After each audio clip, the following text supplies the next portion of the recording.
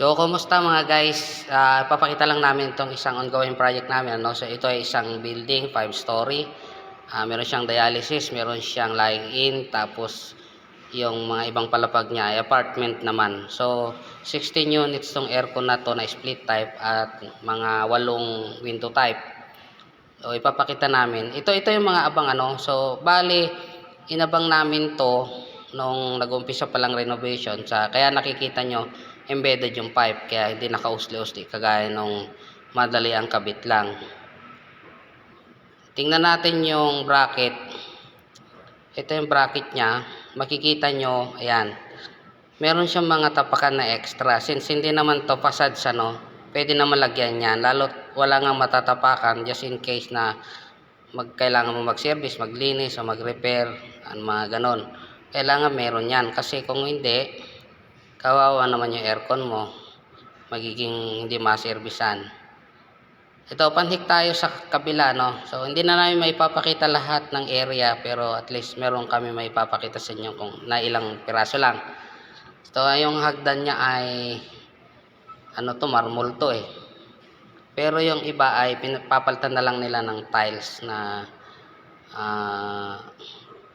yung sigurong tiles na, anong tawag dito? Porcelain.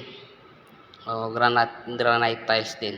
So ito, ayun yung isang abang yun sa may malapit sa pintuan, yun yung kulay itim. Medyo malayo tayo, mamaya lalapit tayo Lalapit tayo dito sa isang ng outdoor unit So ayan yung mga pintura, ayan yung mga tiles na ilalagay. Makikita nyo dito, ganun pa rin, lalo na ito ay nasa level na ng 3rd floor. Kailangan meron katapakan kung sakaling gagawa ka, maglilinis ka, magre-repair, no? So ito yung isang indoor unit na abang, nilagyan nila ng ilaw, wala nga naman makabitan. Okay lang kasi hindi naman ganun kabigat yan. So kayang-kaya naman, hindi makukupi yung tubo. Bali lalabas lang tayo dito sa labas ay meron ng abang dito para doon sa pinakita kong una sa inyo. Ayun yung bracket.